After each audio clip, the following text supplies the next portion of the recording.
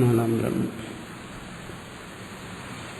സ്വയം ബ്രഹ്മവിദ്യയാ സർവഭാവാപത്തിർ ആസീത് മഹതാൻ ദേവാദീനാം വീര്യാതിശയാത് ഇദാനീം ഐദം യുഗീനാനാം വിശേഷതോ മനുഷ്യാണാം അത്തവീര്യത്വാദിതി സ്യാത് കസ്യചിത് ബുദ്ധി തത് വിദ്ധാപനായ അഹ തദിദം.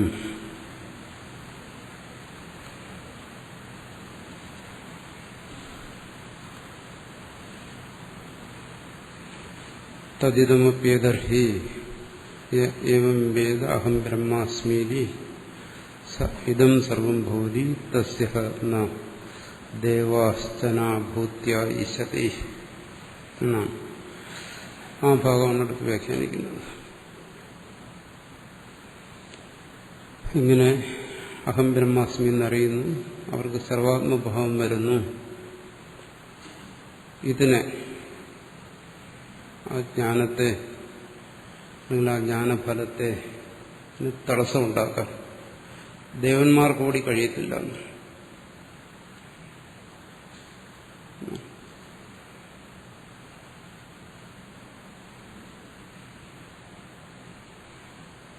ദേവന്മാർ വിചാരിച്ചാൽ കൂടെ അതിന് കഴിയത്തില്ല.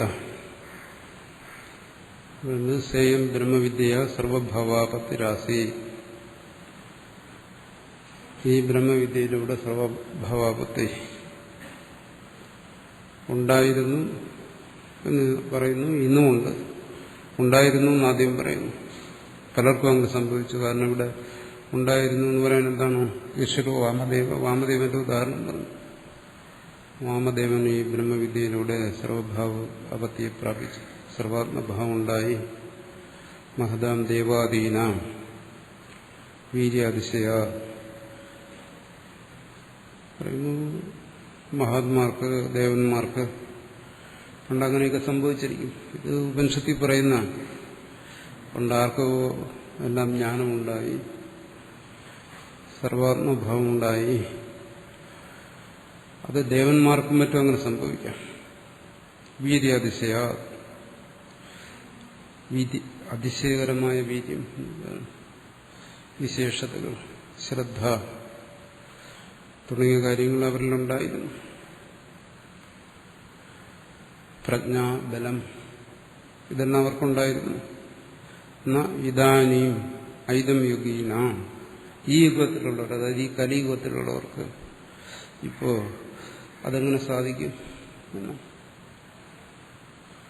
ഈ കലിയുഗത്തിൽ ജീവിക്കുന്നവർക്ക് കലികാലവർത്തനം, അതെങ്ങനെയാണ് സാധിക്കുന്നത്? ശ്രുതി പറഞ്ഞ കാര്യം, ആ വീര്യവും ശേഷിയൊന്നുമില്ലല്ലോ.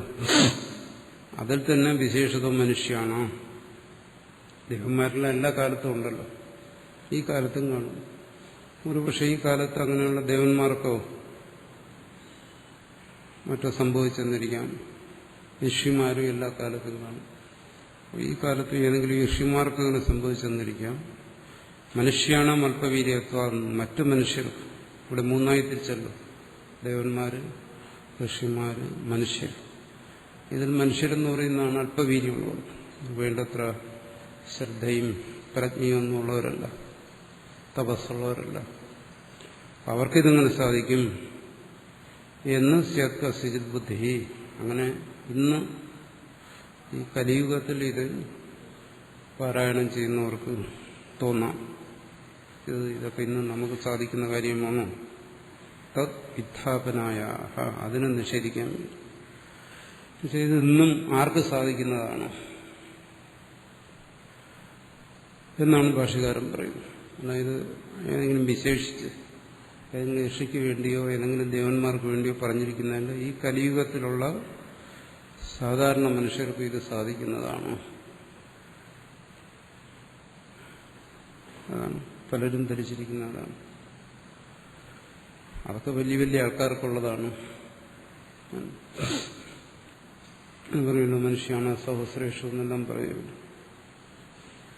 പറയുന്നത് മനുഷ്യർക്ക് തന്നെ, അല്പവീര്യന്മാരായ മനുഷ്യർക്ക് തന്നെ അത് സാധിക്കും. അങ്ങനാകാമോ എന്നുള്ള സംശയത്തെ ഇവിടെ നിരാകരിക്കുന്നു. തദിതം പ്രകൃതം ബ്രഹ്മ യത് സർവഭൂതാനുപ്രവിഷ്ടം ദൃഷ്ടിക്രിയാദിലിംഗം.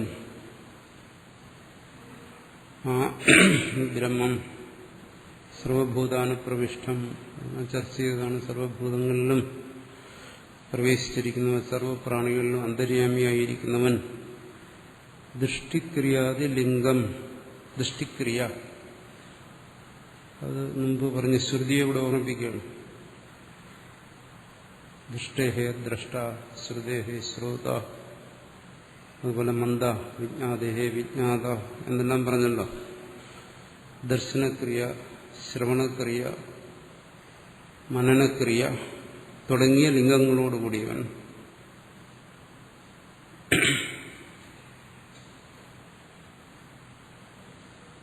തുടങ്ങിയ അടയാളങ്ങളോടുകൂടിയവൻ. അതായത് എല്ലാ ശരീരങ്ങളിലും ഈ ബ്രഹ്മം തന്നെയാണ് സ്ഥിതി ചെയ്യുന്നത്. അതിന്റെ അടയാളം, ലക്ഷണം പറയുകയാണ്. എല്ലാ ശരീരങ്ങളിലും അതുകൊണ്ട് ദർശന ശ്രവണാദി വ്യാപാരം നടക്കുന്നുണ്ട്. അതിനെല്ലാം ആധാരമായിരിക്കുന്നത്, അപരോക്ഷമായിരിക്കുന്നത് അങ്ങനെയിരിക്കുന്ന യദഹി യദസ്മിൻ നബി വർത്തമാനകാലേ, അങ്ങനെയിരിക്കുന്നതാണ് ഈ ബ്രഹ്മം. സർവശരീരങ്ങളും ഇരിക്കുകയാണ്. അത് ഈ കാലത്തിലും ഏകശ്ചിത് വ്യാവൃത്ത ബാഹ്യൗത്സുക്യ ആത്മാനം ഏവം വേദാഹം ബ്രഹ്മാസ്മീതി അപോഹ്യ ഉപാധിജനിത ഭ്രാന്തി വിജ്ഞാന അധ്യാരോപിതാൻ വിശേഷാൻ സംസാരധർമ്മ അനാഗന്ധി ഉത്തം അനന്തരം അബാഹ്യം ബ്രഹ്മൈവഹമസ്മി കേവലമിതി. വർത്തമാനകാലെ അങ്ങനെയാണ് ഈ സർവ ശരീരങ്ങളിലും അന്തര്യാമിയായിരിക്കുന്ന ഇവൻ, ഈ പുരുഷനെ ഈ കാലത്ത് പറയുന്നു. ഹേതസ്മിന് ഈ കാലത്തും അതിന് കലിയുഗമൊന്നും തടസ്സമല്ല. പഴയ കാലത്തേക്കൊന്നും പോകേണ്ട കാര്യമില്ല. യശ്ചിത് ഏതെങ്കിലും ഒരുവൻ, ആരായാലും ശരി, വ്യാവൃത്ത ബാഹ്യൗത്സുഖ്യ, വ്യാവൃത്ത ചക്ഷു എന്ന് പറഞ്ഞതുപോലെ ബഹിർമുഖം ആകാതെ അന്തർമുഖമായി ബാഹ്യ ഔത്സുക്യങ്ങളെല്ലാം വിട്ടവൻ, ബഹിർമുഖമായി പ്രവർത്തിക്കാത്തവനെന്നർത്ഥം. കാമലോഭങ്ങൾക്ക് അധീനന്മാരായി ബാഹ്യവ്യാപാരങ്ങളിൽ ഏർപ്പെടാത്തവർ, അന്തർമുഖരെന്നർത്ഥം. ആത്മാനം ഏവം വേദാഹം ബ്രഹ്മാസ്മീതി എന്ന് ആരാണോ ഈ കാലത്ത് ഒരുവൻ അന്തർമുഖമായി തന്നെ അറിയുന്നത്, എങ്ങനെ അഹം ബ്രഹ്മാസ്മീതി, എങ്ങനെ അപോഹ്യ ഉപാധിജനിത ഭ്രാന്തി വിജ്ഞാനം അധ്യാരോപിതാൻ വിശേഷാണ്. അപോഹ്യ നിരസിച്ചിട്ട് ഉപാധിജനിതമായ അജ്ഞാനജനിതമായ ഭ്രാന്തി വിജ്ഞാനം കൊണ്ട് ആരോപിക്കപ്പെട്ട വിശേഷങ്ങൾ, കർത്തൃത്വ ഭോക്തൃത്വാദികൾ, ശരീരാത്മബുദ്ധി തുടങ്ങിയ കാര്യങ്ങൾ, ഇതെല്ലാം അജ്ഞാനകാര്യമായ അവിദ്യ കൊണ്ട് അല്ലെങ്കിൽ ഭ്രാന്തി കൊണ്ട് ആരോപിക്കപ്പെടുന്നതാണ് തന്നെ. ഇതിനെല്ലാം തള്ളിക്കളഞ്ഞവൻ വിവേകം കൊണ്ട്, ജ്ഞാനം കൊണ്ട്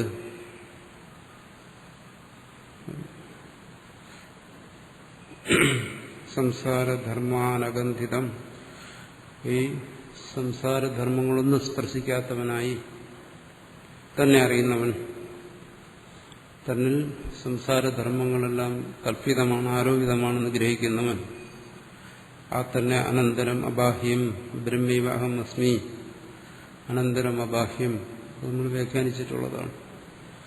അയ ബ്രഹ്മം തന്നെയാണ് താനെന്ന് കേവലം താൻ ആ ബ്രഹ്മാസ്മി എന്നുള്ളതിനെ വ്യാഖ്യാനിക്കും. ബ്രഹ്മൈവാഹം അസ്മി, കേവലം താൻ ആ ബ്രഹ്മം തന്നെയാണ് എന്ന് അറിയുന്നവൻ അവിദ്യാകൃത അസർവത്വ നിവൃത്തേഹി ബ്രഹ്മവിജ്ഞാനാദിത സർവം ഭവതി. മുമ്പ് പറഞ്ഞു ബ്രഹ്മവിജ്ഞാനം കൊണ്ട് സർവാത്മഭാവത്തെ കുറിച്ച് പറഞ്ഞു. പക്ഷെ അത് പറഞ്ഞത് ശ്രീ വാമദേവനെ സംബന്ധിച്ചാണ്. അത് ഏതോ ഒരു കാലത്താണ് പറയുന്നു. ശ്രുതി തന്നെ പറയുന്നു ഈ കാലഘട്ടത്തിലും എന്ന് പറഞ്ഞാൽ ഇതിന്റെ ശ്രോതാവ് ഏത് കാലഘട്ടത്തിലാണോ ഉള്ളത് ആ കാലഘട്ടം. അത് കലിയുഗമാണെങ്കിൽ കലിയുഗം,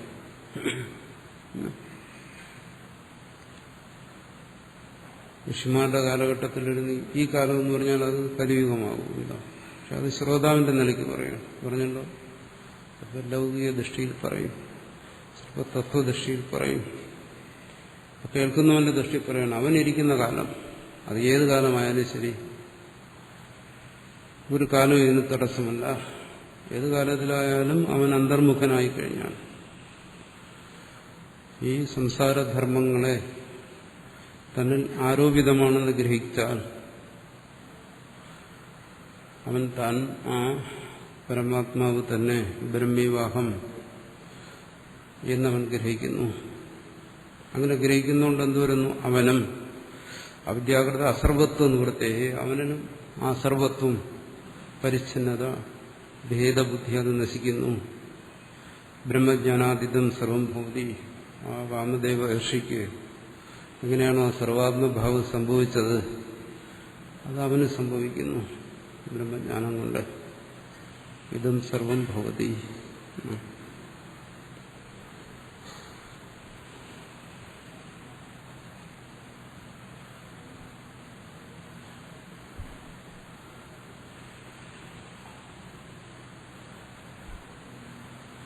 ഞാനീ ഇവിടെ വിശദീകരിച്ചതും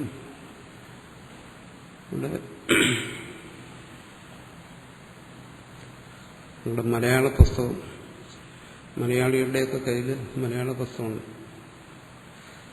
അതും തമ്മിൽ എന്തെങ്കിലും വ്യത്യാസമുണ്ടോ എവിടെയെങ്കിലും?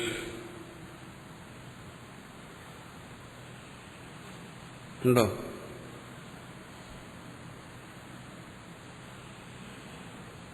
ഇപ്പൊ ഈ വിശദീകരിച്ച ഭാഗവും ഉണ്ടെങ്കിലും അത് പെട്ടെന്ന് മനസ്സിലാകത്തില്ല. ആ പുസ്തകം എന്ന് പറയുന്ന വിവർത്തനമാണ്. ചെറിയൊരു വ്യത്യാസമുണ്ട് അതിൻ്റെ അകത്ത്. ദൃഷ്ടിക്രിയാതിലിംഗം എന്ന് പറയുന്നിടത്ത് ചെറിയ വ്യത്യാസം. ഇങ്ങനൊരു മലയാള പുസ്തകം ഇവിടെ ഉണ്ടെന്നുള്ള വിവരം എനിക്ക് ഇന്നലെ കിട്ടിയത്. ഇന്നലെ എന്നോട് തിരുയാമൃത സ്വാമിയാണ് പറഞ്ഞത് ഒരു മലയാള പുസ്തകമുണ്ട്. എനിക്കിങ്ങനെ ഒരു പുസ്തകത്തെക്കുറിച്ച് അറിവില്ലായിരുന്നു. അതുകൊണ്ട് ഇന്നലെയാണ് ആ പുസ്തകം എനിക്ക് പരിശോധിക്കാൻ അവസരം കിട്ടിയത്. ഇന്നലത്തെ നമ്മൾ ചർച്ച ചെയ്ത ഭാഗവും ഇന്ന് ചർച്ച ചെയ്യുന്ന ഭാഗവും മാത്രമേ ഞാൻ നോക്കിയിട്ടുള്ളൂ. അതിന് മുമ്പും പിമ്പും നോക്കിയിട്ടില്ല. ഇന്നലെ ചർച്ച ചെയ്ത ഭാഗത്തുമുണ്ട് പെശകുണ്ട്. ഇന്ന് ചർച്ച ചെയ്ത ഭാഗത്തും അത് ആവശ്യം പോലെ. ആ പുസ്തകം ആരും വായിക്കരുതെന്ന് ഞാൻ പറയത്തില്ല. കാരണം അത് കൈയിരുന്നിട്ടും വിശേഷമൊന്നുമില്ല. അതുണ്ടായിരുന്നാലും ഇല്ലായിരുന്നാലും അത് കൈയിരിക്കുന്നവരെ സംബന്ധിച്ച് സമം തന്നെ. അങ്ങനെ ആ പുസ്തകത്തിൽ ഒരു വ്യത്യാസമുണ്ടെന്ന് ആരും കണ്ടെന്നോട് പറഞ്ഞില്ല. ഈ കണ്ടിട്ട് പറയാതിരുന്നാണോ എന്നും അറിയത്തില്ല.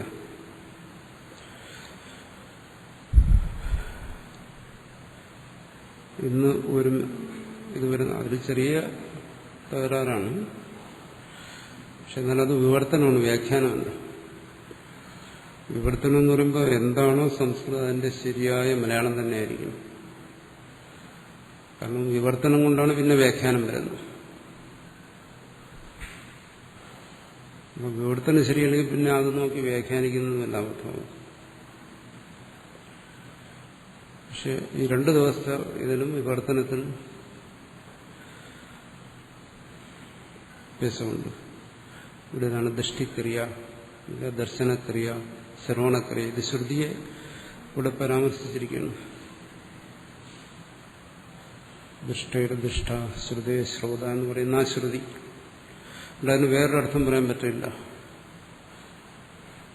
അവിടെ വിവർത്തനം ചെയ്തപ്പോൾ ദൃഷ്ടി വേറെ ക്രിയ വേറെ എന്നാക്കി.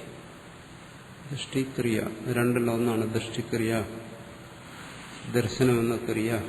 കാരണം അത് വേറൊരു ശ്രുതിയുടെ ഭാഗത്ത് ഇങ്ങോട്ടെടുക്കുക. രണ്ടായി കഴിഞ്ഞാൽ അർത്ഥത്തിന് വ്യത്യാസം.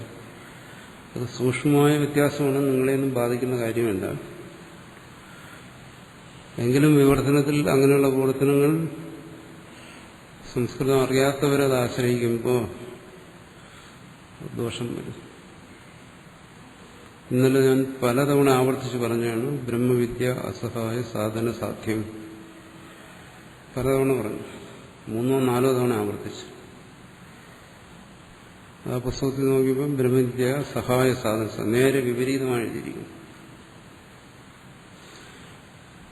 നേരെ വിപരീതം വരുമ്പോൾ അത് നോക്കി ഒരാളിനെ ഇത് വ്യാഖ്യാനിക്കുകയാണെങ്കിൽ ആശയക്കുഴപ്പം വരാം.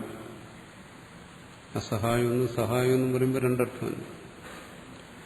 പക്ഷെ സ്വാഭാവികമായിട്ടും വളരെ സൂക്ഷ്മമായി നോക്കിയില്ലെങ്കിൽ അങ്ങനെ ഒരു തെറ്റ് വരുന്നതിന് ഒരാളെ കുറ്റം പറയാനും ഒക്കത്തില്ല. പ്രമാദം, അബദ്ധം ആർക്കും വരാം, എനിക്കും വരാം.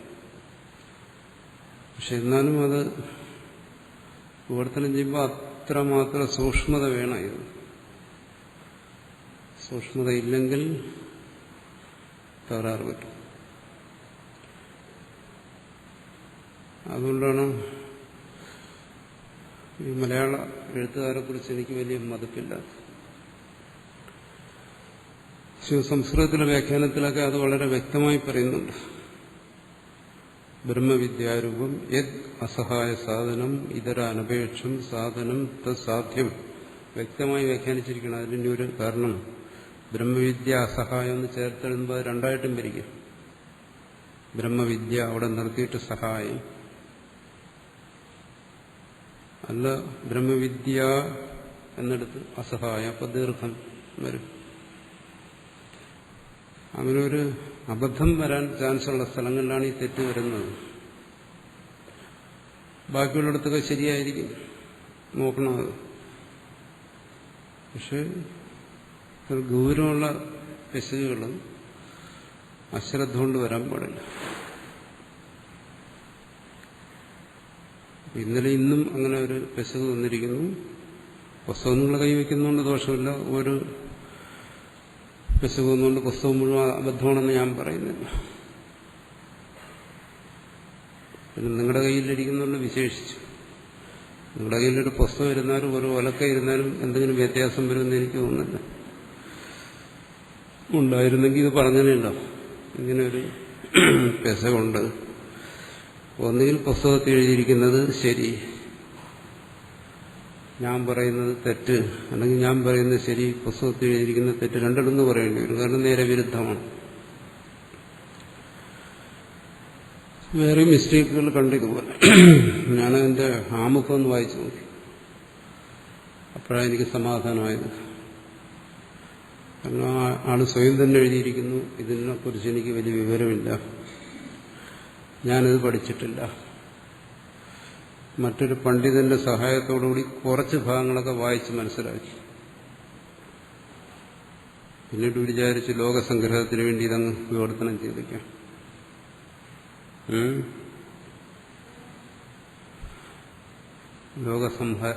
ലോകത്തെ സംഹരിക്കുന്നതിന് വേണ്ടി. ഇതാണ് പോക്ക്.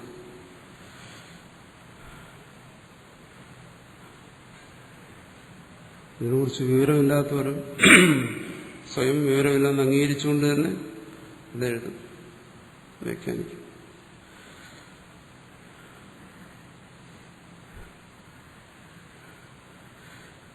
അതിലൊരാൾ അവതാരിക എഴുതിയിട്ടുണ്ട്.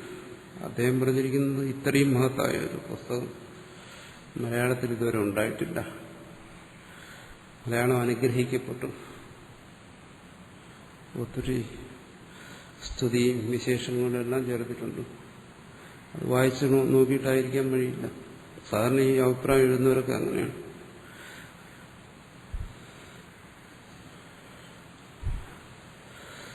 വായിച്ചു നോക്കാറില്ല. ചിലർ വായിച്ചിട്ട് മനസ്സിലാക്കാതെ അഭിപ്രായം എഴുതും. ചിലർ വായിച്ചു നോക്കാൻ മെനക്കെടാറുമില്ല. കൊണ്ടുവരുന്ന ആളിനെ സന്തോഷിപ്പിക്കാൻ വേണ്ടി അവതാരിക എഴുതിക്കൊടുക്കും. അങ്ങനെ അവതാരിക എഴുതുന്നവരുമുണ്ട്. ഇത്തരം പുസ്തകങ്ങൾ കാരണം മലയാളികൾക്കുള്ള ഒരു ദോഷമാണ്, അവർ പരിശ്രമിക്കത്തില്ല, ആ സൂക്ഷ്മത കാണിക്കത്തില്ല. ഇതിനൊന്നും എഴുതിയങ്ങ് വിടും. പന്നി പ്രസവിക്കുന്ന പോലെ പുസ്തകങ്ങൾ എഴുതിയങ്ങ് വിടും, 10-100 പുസ്തകങ്ങൾ. അവർക്കതിൽ യാതൊരു ഇതുമില്ല. എഴുതിയത് അത്രയും അവധാനത അത് കാണിക്കത്തില്ല. മറ്റു ഭാഷയിൽ എഴുതുന്നവരങ്ങനെയല്ല. വിശേഷിച്ച് ഹിന്ദിയിൽ, ഇംഗ്ലീഷിൽ എഴുതിയാലും ചില പുസ്തകങ്ങൾ ഞാൻ കണ്ടിട്ടുണ്ട്. സായിപ്പന്മാരെഴുതിയാൽ അത് കറക്റ്റായിരിക്കും. ഇന്ത്യക്കാരെഴുതിയാൽ അവർ ശ്രദ്ധിക്കത്തില്ല. പൊതുവെ ധരിച്ചിരിക്കുന്നത് അങ്ങനെയാണ്, സായിപ്പന്മാരെഴുതുന്നത് തെറ്റുന്നതാണ്. അങ്ങനെയല്ല. പല പുസ്തകങ്ങളും നോക്കിയിട്ടുണ്ട്, സംശയമുള്ളിടത്ത് റെഫർ ചെയ്തിട്ടുണ്ട്. അവരെഴുതിയിരിക്കുന്നത് കാരണം അവർ പഠിച്ചെഴുതും, ഒരുപാട് പരിശ്രമിക്കും അതിനുവേണ്ടി. ശബ്ദത്തെ, വ്യാകരണം, അതിൻ്റെയൊക്കെ അങ്ങേറ്റം വരെ പോയി പരിശോധിച്ചിട്ട് അവരെഴുതത്തുള്ളൂ. അല്ലെങ്കിൽ അവർ ആ പണിക്ക് പോകത്തില്ല. അവരുടെ കാഴ്ചപ്പാടിൽ വ്യത്യാസം വരാം. ഒരുപക്ഷെ ഒരു ഭാരതീയന്റെ കാഴ്ചപ്പാടായിരിക്കില്ല, പക്ഷെ പരിശ്രമം, സൂക്ഷ്മത ഉണ്ട് അവരെഴുതത്തുള്ളൂ. പക്ഷെ ഇന്ത്യക്കാരങ്ങനെയല്ല. ഹിന്ദിയിൽ നല്ല വിദ്വാന്മാരുണ്ട്, അവരെഴുതിയാലും വളരെ സൂക്ഷിച്ച് ഓരോ അക്ഷരവും ശ്രദ്ധിച്ച് എഴുതത്തുള്ളൂ.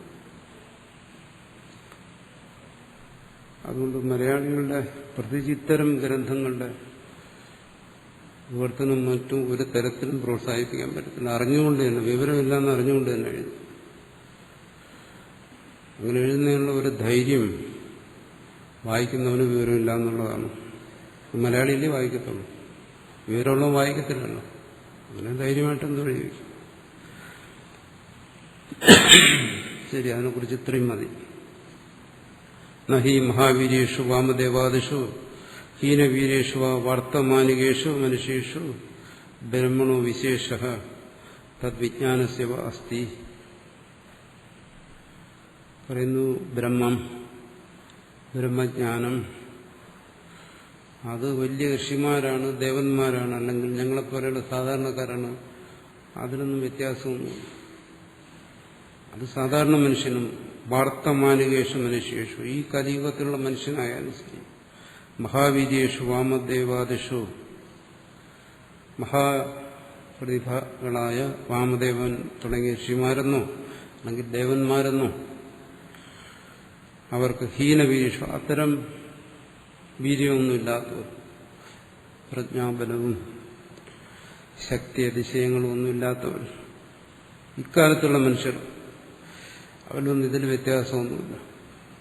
അതിൽ ശ്രുതി തന്നെ പറയുന്നത് ആ ബ്രഹ്മജ്ഞാനം ഉണ്ടാകുന്നതിന് ഇങ്ങനെയൊന്നുമില്ല. ഋഷിമാർക്കുണ്ടാകുന്നു, രാജാക്കന്മാർക്കുണ്ടാകുന്നു, മറ്റ് സാധാരണ മനുഷ്യനുണ്ടാകുന്നു, സ്ത്രീക്കുണ്ടാകുന്നു, പുരുഷനുണ്ടാകുന്നു. വലിയ പണ്ഡിതന്മാരായ വിദ്വാൻമാരുടെ ഇടയിലിരുന്ന് സാധാരണ സ്ത്രീകൾ ബ്രഹ്മവിദ്യയെക്കുറിച്ച് ചർച്ച ചെയ്യുന്നു. അവർക്ക് അതിലും വലിയ അറിവുണ്ടാകുന്നു. ഇപ്പൊ സ്ത്രീ ബുദ്ധി പശുബുദ്ധിയാണ്. അപ്പൊ സ്ത്രീ ബുദ്ധിക്ക് ഇതിനൊന്നും കാര്യമില്ല, അങ്ങനെയൊന്നും അഭിപ്രായമില്ല. പക്ഷെ ശ്രുതിയുടെ അഭിപ്രായത്തിൽ അതൊക്കെ ചിലപ്പോൾ ശങ്കരാചാര്യനെ മറന്നു ചില ഭാഗത്ത് വരും. ഇവിടെ മനുഷ്യനെന്നേ പറയുന്നുള്ളൂ, അതിലിന്ന ഭേദമൊന്നുമില്ല. ഋഷിയാണെന്നോ ദേവനാണെന്നോ ഹീനവീര്യേഷം എന്നെടുത്ത് പറയുന്നു. അത്ര വല്ല പ്രതിമയും ശക്തിയൊന്നും വേണമെന്നില്ല. കാരണം ഇത് കാര്യം സിമ്പിളല്ലേ, ഇത് ലളിതമല്ലേ ആത്മബോധം എന്ന് പറയുന്നത്. അത് ആർക്കുമാകാം. അതിനുവേണ്ട ചില പ്രാഥമിക യോഗ്യതകൾ മാത്രം മതി. അന്തർമുഖത, അതാണ് പറയുന്നത്. സാമാന്യമായിട്ടുള്ള തിരിച്ചറിവ്. ഒരാൾക്ക് ബുദ്ധി കൂടിയോണ്ട് ഇതുണ്ടാകത്തൊന്നുമില്ല എന്ന് പറയുന്നു. മഹാവീര്യേഷു, അത് വേണമെന്നില്ല. ഹീന വീര്യേഷു, ആ വീര്യങ്ങളൊന്നും വേണ്ട. ഒരു പ്രതാപവും പ്രതിഭയും ഒന്നും ആവശ്യമില്ല. ചെറിയൊരു തിരിച്ചറിവും ഒരു അന്തർമുഖതയും ഉണ്ടായാൽ മാത്രം മതി. ഏതൊരു സാധാരണക്കാരന് ഈ ബോധം ഉണ്ടാകാമെന്നാണ് ശ്രുതി പറയുന്നത്. വാർത്തമാനികേഷ്, പിന്നെ ഒരുപാട് യോഗ്യതകളെ കുറിച്ചൊക്കെ പറയുന്നതോ അത് അത്രയും യോഗ്യത ഇല്ലാത്തവർക്ക് വേണ്ടി പറയുന്നതാണ്. വേണ്ടിയാണ് യോഗ്യതയെക്കുറിച്ച് ഒരുപാട് പറഞ്ഞിരിക്കുന്നത്. അല്ലെങ്കിൽ സാധാരണ ഒരുവനും മനുഷ്യേഷു ബ്രഹ്മണോ വിശേഷ തദ്വിജ്ഞാനസ്യവാസ്യ, ആ ബ്രഹ്മത്തിനോ അല്ലെങ്കിൽ ബ്രഹ്മജ്ഞാനത്തിനോ ഒന്നും യാതൊരു വിശേഷതയും ഇല്ല. ഇതാർക്കുമാകാമെന്നാണ് ഇവിടെ ശ്രുതി പറയുന്നത്. അവിടെ ചോദ്യം വരുന്നു, വർത്തമാനേഷു പുരുഷേഷത്തു ബ്രഹ്മവിദ്യാഫലെ അനേകാന്തികത സംഗതീത്യതാഹ തസ്യ ബ്രഹ്മവിജ്ഞാസു യഥോക്തേന വിദുന ദേവ മഹാവീര്യാശ്ചന അപി അഭൂത്യ അഭവനായ ബ്രഹ്മസർവഭാവസ്യ നേശ്യതേ എന്ന പര്യാപ്ത കിമുത അന്യേ വാർത്തമാനികേഷു പുരുഷേഷത്തു. പഴയ കാര്യം പോട്ടെ, വാമദേവനും മറ്റും ബ്രഹ്മജ്ഞാനികളായിരുന്നു, അവർക്ക് സർവാത്മഭാവം ഉണ്ടായി. വാർത്തമാനികേഷു പുരുഷേഷു, ഇന്നുള്ള മനുഷ്യൻ ബ്രഹ്മവിദ്യാഫലെ അനേകാന്തികത ശങ്കിതേ, ഇന്നുള്ളവരിൽ ബ്രഹ്മവിദ്യാഫലം ഉണ്ടാകാതിരിക്കാം. അനേകാന്തികത, മാറ്റം, ബ്രഹ്മവിദ്യ ഉണ്ടാകത്തില്ല, ഇനി അതുണ്ടാകാതെ തന്നെ ഫലത്തെ കൊടുക്കത്തില്ല, ഇങ്ങനെയൊക്കെയുള്ള വ്യതിയാനം ശങ്കിക്കണം പൂർവക്ഷി. അങ്ങനെ സംഭവിച്ചുകൂടെ? എന്നുള്ളവർക്ക് ശ്രുതിയുണ്ട്, ഗുരുവുണ്ട്, എല്ലാം ഉണ്ടെങ്കിലും ഇന്നത്തെ ഈ കലിയുഗത്തിൽ കഴിയുന്ന ഒരുവന് ബ്രഹ്മവിദ്യ ഉണ്ടാകത്തില്ല എന്ന് സംശയിക്കും. അങ്ങനെ ഒരു ജ്ഞാനം ഉണ്ടായാൽ തന്നെ മുക്തി ഉണ്ടാകത്തില്ല, ഇതൊക്കെ സംശയിക്കും.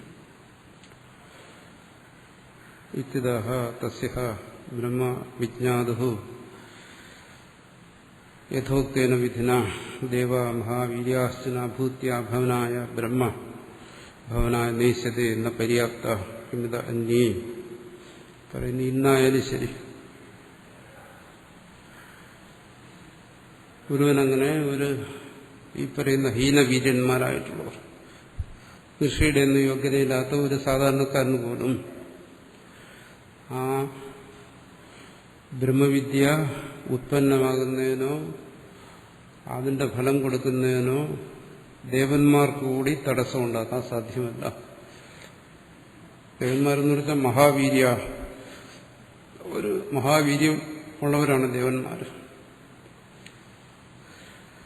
ആ ഇന്ദ്രനും അഗ്നി എന്നൊക്കെ പറയുന്ന ദേവന്മാരെ കുറിച്ച് പറയുന്നുണ്ടല്ലോ. അഗ്നി ശിവനോ വിഷ്ണു ആരോ ആയിക്കോട്ടെ,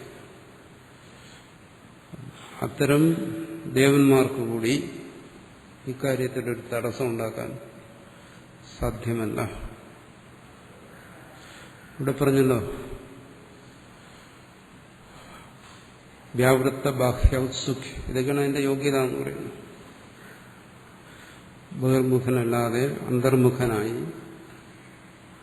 ശ്രദ്ധയോടുകൂടി ഒരുവൻ ബ്രഹ്മവിദ്യയ്ക്ക് വേണ്ടി ശ്രമിച്ചു കഴിഞ്ഞാൽ, അത് പറയുന്നുണ്ട്, അവനൊരു തടസ്സത്തെ ഉണ്ടാക്കാൻ യഥോക്തേന വിധിന എന്ന് പറഞ്ഞതാണ് വ്യാവൃത്ത ബാഹ്യോത്സുഖ്യം. ഇനി ദേവന്മാർക്ക് പല കാര്യങ്ങൾക്കും ശക്തികളുള്ളവരാണ്. അവർക്ക് കൂടി അഭൂത്യാഭവനായ ബ്രഹ്മസർവഭാവസ്യ ആ ബ്രഹ്മസർവഭാവത്തെ ഇല്ലാതാക്കാൻ പര്യാപ്ത കഴിയത്തില്ല. കിമുതാന്യേ അത് കഴിയത്തില്ല. പിന്നെ മറ്റുള്ളവരുടെ കാര്യം പറയാനുള്ള കാലം, അധിഷ്ഠം തുടങ്ങിയ കാര്യങ്ങൾക്ക് ഇതിനൊരു തടസ്സത്തെ ഉണ്ടാക്കാൻ പറ്റത്തില്ല. ഒന്നിനും സാധ്യമല്ല. അതിനുള്ള പ്രാഥമികമായ യോഗ്യത വേണം. ആ യോഗ്യതയില്ലായ്മ തടസ്സമായിരിക്കാം. ആ തടസ്സത്തെ അംഗീകരിക്കുന്നു. പക്ഷെ ഇത് കലികാലമായതുകൊണ്ട് ഒരുവനങ്ങനെ ശ്രദ്ധയോടുകൂടി അന്തർമുഖമായി പ്രവർത്തിച്ചു കഴിഞ്ഞാൽ അവന് ദേവന്മാർക്ക് കൂടി തടസ്സം ഉണ്ടാക്കാൻ പറ്റത്തില്ലെന്നാണ്. എപ്പോഴും തടസ്സം വരുന്നത് യോഗ്യതയ്ക്കാണ്. പറഞ്ഞല്ലോ, ജ്ഞാനം കർത്തൃതന്ത്രമല്ല വസ്തുതന്ത്രമാണ് എന്ന് പറഞ്ഞു ഓർക്കണം. ശ്രവണസമകാലേവ ജ്ഞാനം, ജ്ഞാനസമകാലേവ മുക്തി എന്നുണ്ടെന്ന് പറഞ്ഞു ഓർക്കണം. അത് വെച്ചുകൊണ്ടാണ് ഇനിയും അത് വിശദീകരിക്കുക ആ വിഷയത്തെക്കുറിച്ച്. നമ്മൾ വിഘ്നങ്ങളൊക്കെ ഉണ്ടെന്ന് പറയുന്ന ഇതാണ്. അന്തർമുഖത ഒരാൾക്ക് വരുന്നില്ല. മനസ്സ് ബഹിർമുഖമാകുന്നു. കാമം വിഘ്നമാണ്. അതൊക്കെ സംഭവിക്കും. മറിച്ച് അതുകൊണ്ട് ഭാഷകാരൻ അതൊക്കെ പറയുന്നു യഥോക്തേന വിധിന പറഞ്ഞു വിധിയനുസരിച്ച് അത് സ്വീകരിക്കും. അവനവന് പാത്രമായി ആയിക്കഴിഞ്ഞാൽ അവിടെ അവന് ആ ജ്ഞാനത്തിന് തടസ്സമുണ്ടാക്കാൻ ദേവന്മാരോ മറ്റാരും വിചാരിച്ചാലും സാധ്യമല്ല. അവന് ദേവാഹ മഹാവീര്യാഹ മലയാളം പുസ്തകത്തിൽ നോക്കണം. അത് തെറ്റിച്ച വിവർത്തനം ചെയ്തിരിക്കുന്നു. എഴുതിയിരിക്കുന്നത് തെറ്റിച്ച് മഹാവീര്യാഹ അഭൂത്യ എന്നാണ്. അങ്ങനെ എഴുതി കഴിഞ്ഞാൽ ഇവിടെയും വിപരീതാർത്ഥം വരും. അതുകൊണ്ട് ഭാഷ്യകാരൻ ഇങ്ങനെ വ്യാഖ്യാനിച്ചിരുന്നത് മഹാവീര്യാഹ ഛന ഒറ്റപ്പദമാണ്. അതിന്റെ അർത്ഥമാണ് അടുത്ത് എഴുതിയിരിക്കുന്ന അപി. ഛന എന്ന് പറയുന്ന അവ്യയമാണ്. അതിന്റെ അർത്ഥം അപി എന്ന് വെച്ചാണ് എന്താണ് അർത്ഥം? മഹാവീര്യാഹ അപി. മഹാവീര്യാഹ ദേവാഹ. മഹാവീര്യന്മാരെന്ന് പറയുന്ന ആരാണ്? ദേവന്മാര് എന്നാണ്. ഇവിടെ എന്താ എഴുതിയിരിക്കുന്നത്? തസ്യഹ ന ദേവാശ്ചന അഭൂത്യ ഈശതി എന്നാണ്. ഇതിലൊക്കെ വ്യത്യാസം വരുന്നത് വളരെ സൂക്ഷ്മമായിട്ടാണ്. പക്ഷെ അർത്ഥം നേരെ വിപരീതമായി പോകും ശ്രദ്ധിച്ചില്ലെങ്കിൽ. ന ഈശതേ മന്ത്രത്തിൽ കഴിയുന്നില്ല എന്നാണ്. ദേവന്മാർക്ക് കൂടി കഴിയില്ല. അവിടെ ന ദേവാഹ ച ന എന്നെടുത്തു കഴിഞ്ഞാൽ രണ്ട് നാ വരും. ഒരു നിഷേധത്തെ നിഷേധിച്ചു കഴിഞ്ഞാൽ വീണ്ടും വിപരീതാർത്ഥം വരും. ന എന്ന് പറഞ്ഞാൽ ശരി എന്നാണ്, അല്ല എന്നല്ല.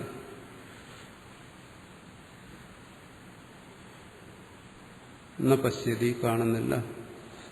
ന പശ്യതി എന്ന് പറഞ്ഞാൽ കാണുന്നു എന്നർത്ഥം വരും. നിഷേധത്തെ നിഷേധിച്ചാൽ അതുപോലെ ന ദേവാഹ ച ന ഈശ്വര എന്ന് പറഞ്ഞാൽ ദേവന്മാർക്ക് കഴിയും. എന്തായി? എന്തർത്ഥമാണ് ഇവിടെ ഉദ്ദേശിച്ചതിന് വിപരീതാർത്ഥം വരും. ഭാഷ്യകാരൻ എങ്ങനെയാണ് പറഞ്ഞത്? ന ദേവാഹ ച ന അഭൂത്യ ഈശ്വരേ. ന ദേവാഹ അപ്പി ദേവന്മാർക്ക് കൂടി. അങ്ങനെ പറയുന്നതിന് കാരണമുണ്ട്. ഭാഷ്യകാരൻ പറയും ദേവന്മാര്, ഈശ്വരൻ, കാലം, കർമ്മം, അങ്ങനെ പലതുമുണ്ട്. അതിൽ പ്രഭാവശാലികളാ ദേവന്മാരെ എടുത്തിട്ട് പറയണം. ദേവന്മാർക്ക് കൂടി അതിന് കഴിയില്ല. അവിടെ നിങ്ങളുടെ കയ്യിരിക്കുന്ന പുസ്തകത്തിന് തെറ്റിച്ചാണ്. പക്ഷെ അവസാനം അർത്ഥം പറഞ്ഞു വന്നപ്പോൾ ദേവന്മാർക്ക് കഴിയില്ല എന്ന് തന്നെ പറഞ്ഞു. എന്നാലും അത് അങ്ങനെ പദത്തെ അങ്ങനെ പിരിച്ചെടുക്കുമ്പോൾ ഭാഷ്യത്തിന്റെ വിവർത്തനം എന്ന് പറയുമ്പോൾ ഭാഷ്യം എങ്ങനെയോ അതുപോലെ വിവർത്തനം ചെയ്യും. ഭാഷ്യം എങ്ങനെയാണ്? മഹാവീര്യാഹ ചന അപി എന്നാണ്. ചനയുടെ അർത്ഥമാണ് അപി. അത് തിരിച്ചു കഴിഞ്ഞാൽ പോയല്ലേ? അഭൂത്യ അഭവനായ. അത് മനസ്സിലാക്കണമെങ്കിൽ നല്ല ശ്രദ്ധ വേണം. ഒരു സംസ്കൃത പാണ്ഡിത്യം കൊണ്ട് പോരാ, വളരെ ശ്രദ്ധ വേണം. അത് ആരിൽ നിന്നെങ്കിലും മനസ്സിലാക്കിയും വേണം. സ്വയം വായിച്ചു കഴിഞ്ഞ് മനസ്സിലാക്കി കഴിഞ്ഞാൽ ചില പ്രശ്നം വരും. വ്യാഖ്യാനത്തിൽ, സംസ്കൃത വ്യാഖ്യാനത്തിലൊക്കെ അത് അങ്ങനെ സംശയം വരുമെന്നുള്ളതുകൊണ്ട് ആ ഭാഗങ്ങളൊക്കെ വളരെ സംസ്കൃതത്തിന്റെ ഒരു ഗുണം വ്യക്തമായി എടുത്ത് കാണിക്കുന്നുണ്ട്. ഇവിടെ 50 ചന ഇതി അപ്യർത്ഥകം അവ്യയം. ചന എന്ന് പറയുന്നത് അപ്പി എന്നുള്ള അർത്ഥത്തിലുള്ള അവ്യയമാണ്. അല്ലെങ്കിൽ നേരെ വിപരീത അർത്ഥം കിട്ടും. ദേവന്മാർക്ക് കഴിയുന്നില്ല എന്ന് പറയുന്നതിന് ദേവന്മാർക്ക് കഴിയുന്നു. മലയാളത്തില് ഇങ്ങനെ പ്രവർത്തനം ചെയ്യുന്നവർ പലപ്പോഴും ഹിന്ദി നോക്കിയിട്ടാണ്. ഹിന്ദിയിൽ എല്ലാത്തിനും ഉണ്ടല്ലോ. ഹിന്ദിയിൽ ഉള്ള നല്ല വ്യാഖ്യാനങ്ങളായിരിക്കില്ല നോക്കുന്നതിന്. ഹിന്ദിയിലും ഇതുപോലെയുള്ള പൊട്ട വ്യാഖ്യാനങ്ങൾ വരും. സംസ്കൃതം അറിഞ്ഞുകൂടെങ്കിലും അത് നോക്കിയിട്ട് മലയാളത്തിലേക്ക് പ്രവർത്തനം ചെയ്യും. ഈ അബദ്ധങ്ങൾ വരും. അത് ദോഷം ചെയ്യുന്നത് മലയാളം വിദ്വാൻമാരെയാണ്. ഇത് നോക്കിയിട്ടാണ് മലയാളം മാത്രം അറിയാമെന്നുള്ളവർ, സംസ്കൃതം പരിചയമില്ലാത്തവർ ഇതെല്ലാം മനസ്സിലാക്കുന്നു. അവർക്കാണ് ഏറ്റവും വലിയ ആശയക്കുഴപ്പം വരുന്നത്.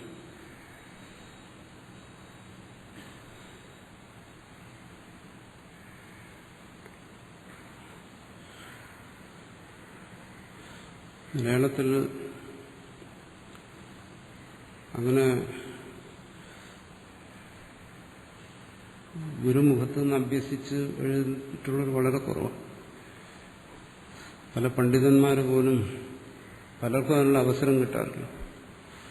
അവസരം കിട്ടിയാൽ തന്നെയും ദുരഭിമാനം കൊണ്ട് അതിന് പലരും തയ്യാറാകത്തില്ല. ഇത് എഴുതിയ ആളെ എന്ന് പറയുന്നു, ഞാനൊരാളുടെ അടുത്ത് നിന്ന് കുറച്ചൊക്കെ വായിച്ച് മനസ്സിലാക്കുന്നു, എന്താ മുഴുവനും പഠിക്കാൻ. ദുരഭിമാനമാണ്. ഒരാളുടെ അടുത്ത് പോയി ഇതൊക്കെ മനസ്സിലാക്കി കഴിഞ്ഞാൽ തനിക്ക് ക്ഷീണമാണെന്ന് തോന്നി അതിനും തയ്യാറാകത്തില്ല. എന്നിട്ട് അവരെന്ത് ചെയ്യും? ആൾക്കാരെ ബോധിപ്പിക്കാൻ ഇതൊക്കെ നോക്കി വായിച്ചിട്ട് ഓരോന്ന് എഴുതിവിടും. അത് ദോഷമേ ചെയ്തുള്ളൂ. ഇത്തരം വിഷയങ്ങൾ ഗുരുമുഖത്ത് നിന്ന് എന്ന് മനസ്സിലാക്കണം. അല്ലെങ്കിൽ കൊണ്ട് ഇതിനെ അത്രയും വിദ്വാൻമാരുടെ ഇതിന്റെ സാരത്തെ ഗ്രഹിച്ച ആൾക്കാരുടെ വ്യാഖ്യാനങ്ങൾ വായിക്കണം. വ്യാഖ്യാനങ്ങൾ വായിക്കുന്നുണ്ട്, ദോഷമൊന്നുമില്ല. പക്ഷെ ആ സാരഗ്രാഹികളായി എഴുതിയിട്ടുള്ള വ്യാഖ്യാനങ്ങളായിരിക്കും. അത് മലയാളത്തിൽ കിട്ടാൻ അപൂർവമാണ്. പിന്നെ ചില ഭാഗങ്ങളിൽ പശു വരുന്നതുകൊണ്ട് പുസ്തകം മുഴുവൻ അബദ്ധമെന്നൊന്നും ഞാൻ പറയുന്നില്ല. 2 ദിവസം പരിചയം എനിക്കുള്ളൂ, ഇന്നലെ ഇന്ന്. ഇനി അത് പരിശോധിക്കാനോട്ട് ഉദ്ദേശിക്കുന്നുമില്ല, സമയം കളയേണ്ടി വരും. അപ്പൊ ശ്രദ്ധിക്കണം. അത് നോക്കുമ്പോൾ എവിടെയെങ്കിലും അബദ്ധം വരുന്നുണ്ടോയെന്ന് ഇനി പുസ്തകം കൈയുള്ളവർ ശ്രദ്ധിക്കണം. സംസ്കൃതം അറിയാൻ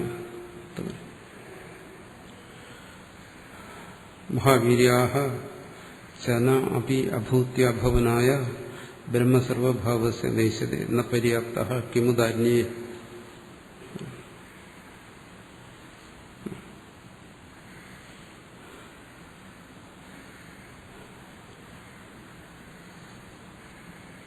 ദേവന്മാർക്ക് കൂടി ആ ബ്രഹ്മസർവഭാവം അതിനൊരു തടസ്സം ഉണ്ടാക്കാൻ കഴിയത്തില്ല.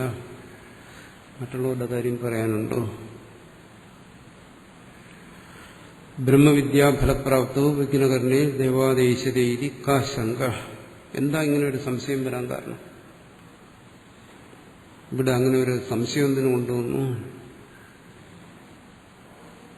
ഇവിടെ യോഗ്യനായ ഒരുവൻ, അവന് ശ്രവണാദികൾ കൊണ്ട് ജ്ഞാനം ഉണ്ടാകുന്നു, മോക്ഷം ഉണ്ടാകുന്നു, ഇതൊക്കെയാണ് ചർച്ച ചെയ്യുന്നത്. അതിൻ്റെ ഇടയ്ക്ക് ദേവന്മാരെ എന്തിനുകൊണ്ടുവന്നു? ബ്രഹ്മവിദ്യാഫലപ്രാപ്ത വിജ്ഞകരണി ദേവാദി ഈശ്വരൈതി കാശങ്ക. എന്താ അങ്ങനെ ഒരു സംശയം?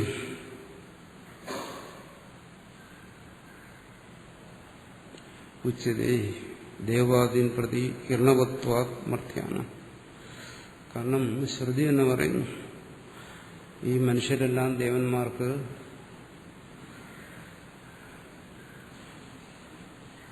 കടപ്പെട്ടിരിക്കുന്നവരാണ്, കിരണമുള്ളവരാണ്. അതെവിടെ പറഞ്ഞിരിക്കുന്നു? പറയുന്നു ബ്രഹ്മചര്യേണ ഋഷിഭ്യോ യജ്ഞേന ദേവേഭ്യ പ്രജയാ പതൃഭ്യ ഇതി ജായമാനമേവ കർണബന്ധം പുരുഷം ദർശയതി. ജായമാനോ വൈ ബ്രാഹ്മണ ഋണവാൻ ജായത്തെ ശ്രുതി പറയുന്നു. ബ്രാഹ്മണൻ ജനിക്കുമ്പോൾ തന്നെ ഋണത്തോടുകൂടി ജനിക്കുന്നു. ആ ഋണം വീട്ടണം. ഋഷിമാരോട് അവന് കടപ്പെട്ടിരിക്കുന്നു. അത് ബ്രഹ്മചര്യം കൊണ്ട്. ബ്രഹ്മചര്യം എന്ന് വെച്ചാൽ വേദാധ്യയനമാണ് ഇവിടെ ഉദ്ദേശിക്കുന്നത്. വേദാധ്യയനത്തിന് ബ്രഹ്മചര്യം കൂടിയേ തീരും. ബ്രഹ്മചര്യപൂർവകമായിട്ടാണ് വേദാധ്യയനം. അതുകൊണ്ട് ബ്രഹ്മചര്യം എന്ന് പറഞ്ഞാൽ ബ്രഹ്മചര്യപൂർവകമായ വേദാധ്യയനം. ഇപ്പൊ വേദാധ്യയനം കൂടിയേ തീരും. ബ്രാഹ്മണൻ വേദാധ്യയനത്തിന് യോഗ്യതയുള്ളവൻ.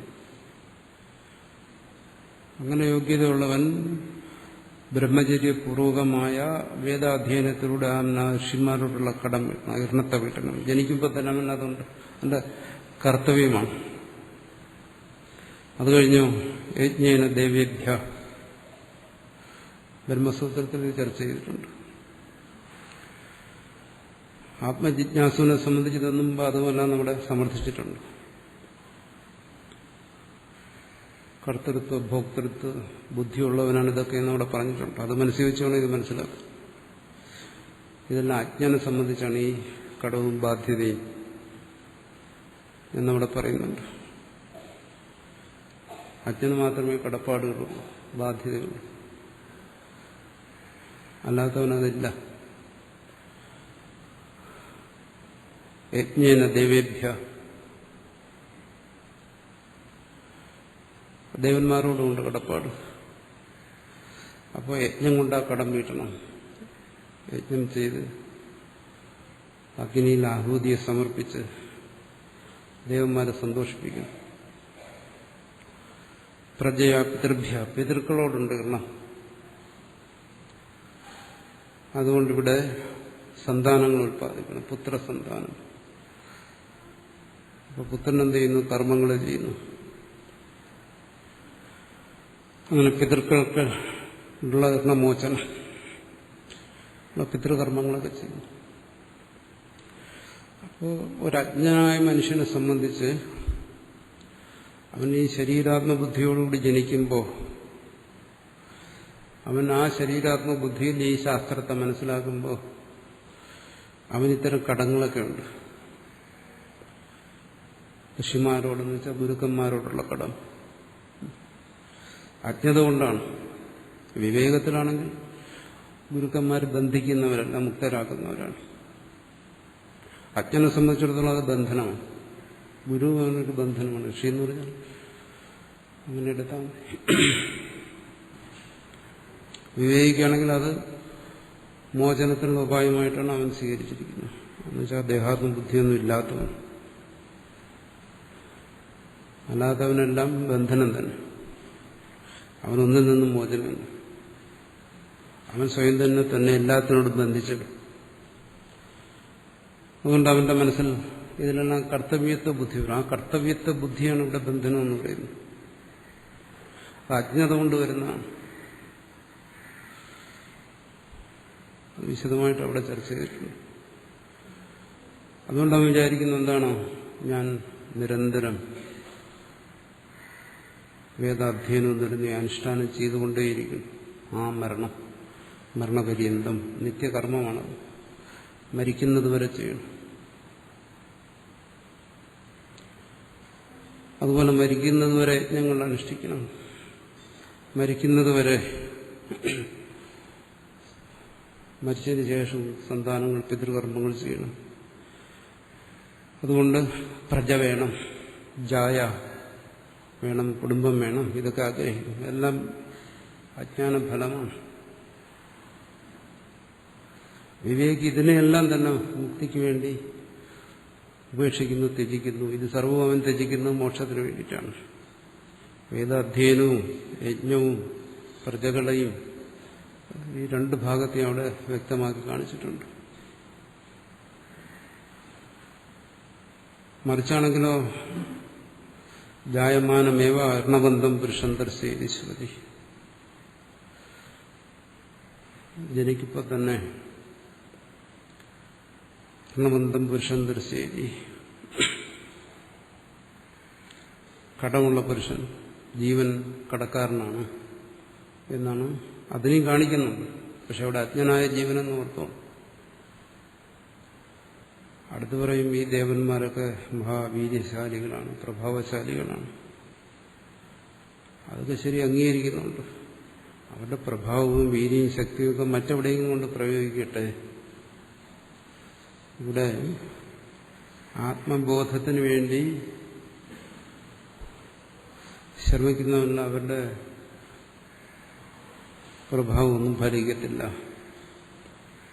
മുമുക്ഷുവിൽ അതൊന്നും ഫലിക്കത്തില്ലെന്നാണ് പറയുന്നത്. അവിടെ ശ്രുതി അംഗീകരിക്കുന്നുണ്ട്. ജീവന്മാർ, മനുഷ്യൻ, അതൊരു തരത്തിലുള്ള ജീവന്മാരാണ്. അവന് അണിമാതി ഐശ്വര്യങ്ങളൊന്നുമില്ല. പക്ഷെ ദേവന്മാർ വേറെയുണ്ട്. ശ്രുതിയിൽ പറയുന്ന ഇന്ദ്രനെന്നും അഗ്നിയെന്നൊക്കെ പറയുന്ന ദേവതകൾ, അവർക്ക് ശിക്ഷ രക്ഷയ്ക്കൊക്കെയുള്ള ശേഷിയുള്ളവരാണ്. ആദിദൈവിക രൂപങ്ങളെന്ന് പറയുന്നു. അങ്ങനെ ഒന്നിനെ അംഗീകരിക്കുന്നു. അതിന് ശ്രുതി പ്രമാണം. ശ്രുതി പറയുന്നു അങ്ങനെ ദേവന്മാരുണ്ട്, അവർക്ക് അനുഗ്രഹിക്കാനും നിഗ്രഹിക്കാനും എല്ലാം കഴിയും. ശ്രദ്ധാലുക്കൾക്ക്, ഉപാസകന്മാരുടെ അനുഭവം എന്നും പറയുന്നത് സർവ്വസാധാരണമായ അനുഭവം. അത്തരം ദേവതകളുടെ സാന്നിധ്യവും അവരുടെ അനുഗ്രഹവും നിഗ്രഹവും ഒക്കെ അനുഭവിക്കാൻ കഴിയും. ബ്രഹ്മജിജ്ഞാസു ഇവരെല്ലാം മാറ്റി നിർത്തുക. അതുപോലെ പിതൃക്കൾ,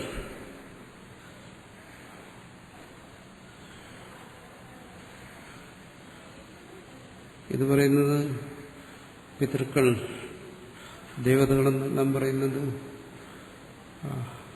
നിത്യദേവതകൾ, നിത്യപിതൃക്കളാണ്. കൽപ്പാന്തം വരെയുള്ള മനുഷ്യലോകം എങ്ങനെയാണോ കൽപ്പാന്തം വരെ, അതുപോലെ ദേവലോകത്തെ ദേവന്മാരും പിതൃലോകത്തെ പിതൃക്കളും എല്ലാം ഉണ്ടെന്നാണ് ആസ്തികന്മാരുടെ വിശ്വാസം.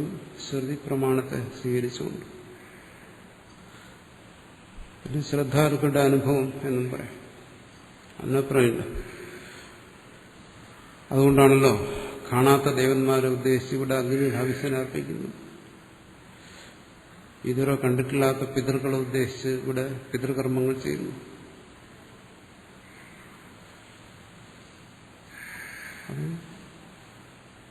അതെല്ലാം ആസ്തികന്മാരെ സംബന്ധിച്ച് മാത്രം. അതിനൊരാൾക്ക് നിഷേധിക്കുക അങ്ങനെയില്ലെന്ന് പറഞ്ഞാൽ അതില്ല. ശാസ്ത്രീയന്മാരെ സംബന്ധിച്ച് അതുകൊണ്ട്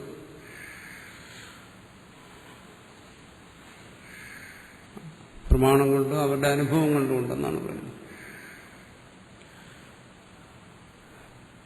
അവരെല്ലാം സന്തോഷിപ്പിക്കുന്നു. അതിന്റെ സന്യാസത്തിൽ ഋണത്തിൽ നിന്നുള്ള മോചനം അതിനംഗീകരിച്ചതുകൊണ്ടാണ് സന്യാസി.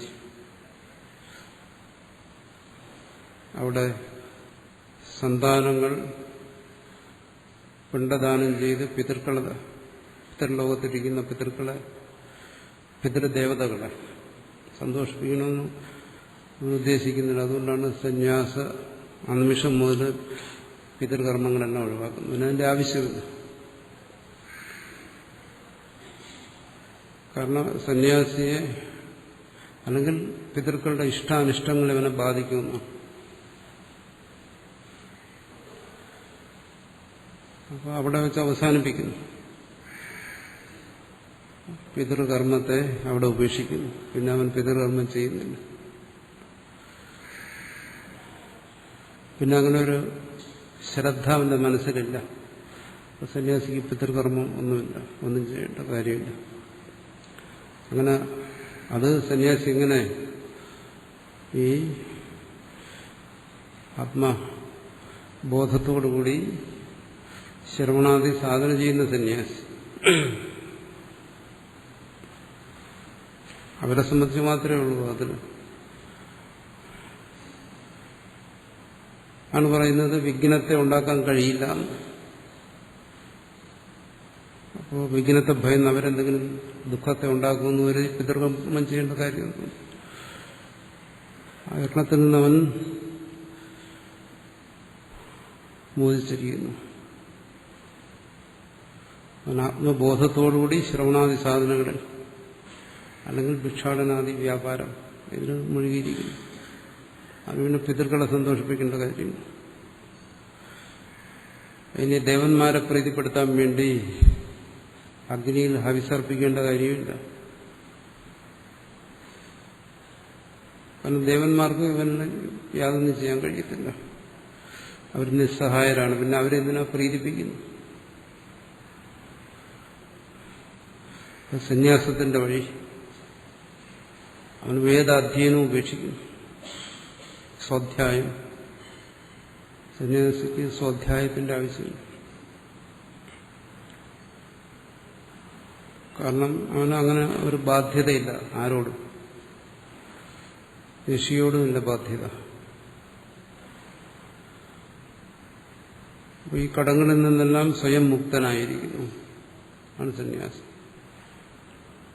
അതിനൊന്ന് ഉറപ്പിക്കാൻ വേണ്ടിയിട്ടാണ് സന്യാസം എന്ന് പറയുന്നത് ഒരു ചടങ്ങായിട്ടൊക്കെ വെച്ച്. കാരണം ഈ കർമ്മങ്ങളിൽ നിരന്തരം മുഴുകിയിരുന്നവനാണ്. നിത്യകർമ്മരൂപത്തിൽ എല്ലാ ദിവസവും സ്വാധ്യായം ചെയ്യുകയും പിതൃക്കൾക്കും ദേവന്മാർക്കും വേണ്ടി ഉള്ള കർമ്മങ്ങൾ ചെയ്തിരുന്നവനാണ്. ശ്രുതി ശ്രവിച്ച് പെട്ടെന്ന് താൻ ആത്മാവാണ് എന്നുള്ള ഒരു ബോധം വന്നു കഴിഞ്ഞാൽ പെട്ടെന്ന് മനസ്സ് മാറാൻ പ്രയാസമായിരിക്കും. ഇതിനെല്ലാം ഒറ്റയടിക്ക് ഉപേക്ഷിക്കുക കേവലം അതിൻ്റെ ഒരു ബോധം കൊണ്ട് മാത്രമാണ്. ആത്മബലം കിട്ടത്തില്ല. മനസ്സ് വീണ്ടും സംശയങ്ങൾ വരും. ഞാനിത് ചെയ്യാതിരുന്നു കഴിഞ്ഞാൽ അനിഷ്ടം ഉണ്ടാകും. അപ്പോൾ അതിനെ ഒരു കർമ്മമാക്കി സന്യാസം.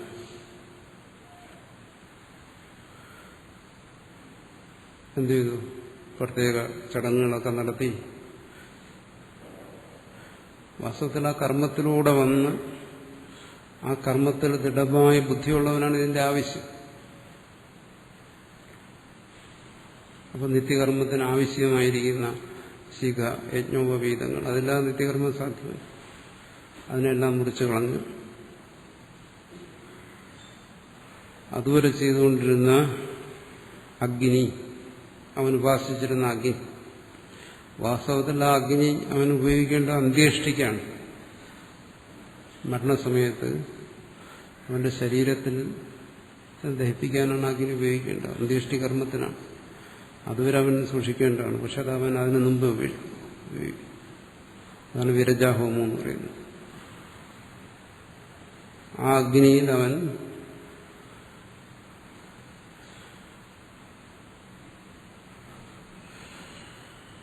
ചില കർമ്മങ്ങളല്ല, അതിന് ചില സ്മൃതികളൊക്കെ ഉണ്ടാക്കി. ഒരു ആത്മബലത്തിനും ഒരു വിശ്വാസത്തിനും വേണ്ടിയാണ്. ഇല്ലെങ്കിൽ ഈ പറഞ്ഞല്ലോ ബ്രാഹ്മണൻ, വൈദികൻ ഈ കർമ്മങ്ങളൊക്കെ ശീലിച്ചു വന്നു. അവൻ ഒറ്റയടിക്ക് അങ്ങോട്ട് മനസ്സുകൊണ്ട് സന്യാസിയാകാനൊന്നും പറ്റത്തില്ല. അവന്റെ കർത്തവ്യതാബോധം ശേഷിക്കും. ഇതൊന്നും ചെയ്തില്ലെങ്കിൽ കുറ്റബോധം വരും. ഞാനത് ചെയ്തില്ലല്ലോ, ഈ ചെയ്തില്ലല്ലോ. അവൻ ആസ്തിക്യ ബുദ്ധിയുള്ളവനാണ്. ദേവന്മാരിലും ഋഷിമാരിലും പിതൃക്കളിലും ഒക്കെ അവന് വിശ്വാസമുണ്ട്. അപ്പോൾ അവിടെ ഒരു പ്രത്യേക ചടങ്ങുകളൊക്കെ വയ്ക്കുന്നു. ആ അഗ്നിയിൽ തന്നെ അവൻ എന്ത് ചെയ്യുന്നു? പുതിയൊരു ഹോമം നടത്തുന്നു. വിരജോ വിമ്പടുത്തർ സ്വാഹ എന്നെല്ലാം പറഞ്ഞ് അവനെന്ത് ചെയ്യുന്നു? പുതിയ രീതിയിൽ ഹോമം നടത്തുന്നു. അവിടെ അവന്റെ എല്ലാ ദേവതാ സങ്കല്പങ്ങളും ഉപാസനാ സങ്കല്പങ്ങളും എല്ലാം അവിടെ ഉപേക്ഷിക്കുന്നു. പിന്നെ അവൻ സൂക്ഷിക്കുന്നത് കേവലം ആത്മബോധത്തെ മാത്രം, ശ്രുതിയിൽ നിന്ന് കിട്ടിയ ആത്മബോധം. പിന്നെ അവിടെ ദേവതാ സങ്കല്പങ്ങളോ ഉപാസനകളോ ഒന്നുമില്ല. അതാണ് നമ്മുടെ സ്മൃതികളിൽ ശാസ്ത്രങ്ങളിൽ വിധിച്ചിരിക്കുന്ന സന്യാസം. ഇന്നത്തെ നമ്മുടെ സന്യാസം അതുമായിട്ട് ബന്ധമൊന്നുമില്ല. ഇതൊന്നും അറിഞ്ഞുകൊണ്ടല്ല ഇന്നാരും സന്യസിക്കുന്നു.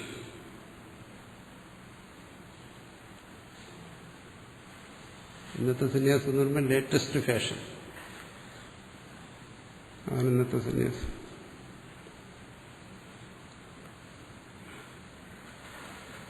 ആ ഫാഷനോടുള്ള പാഷൻ കൊണ്ട് വീണ്ടും ആൾക്കാർ അതിലേക്ക് വരുന്നു. കൊള്ളാമല്ലോ, ഇതൊരു നല്ല സ്റ്റൈലാണെന്ന് വിചാരിച്ചു. മറ്റങ്ങനെയല്ല. വിവർണവാസ മുണ്ടോ അപരിഗ്രഹ ഇതെല്ലാം പറഞ്ഞിരിക്കുന്നത് ആ വൈദിക ബ്രാഹ്മണന് വേണ്ടി പറഞ്ഞതാണ്.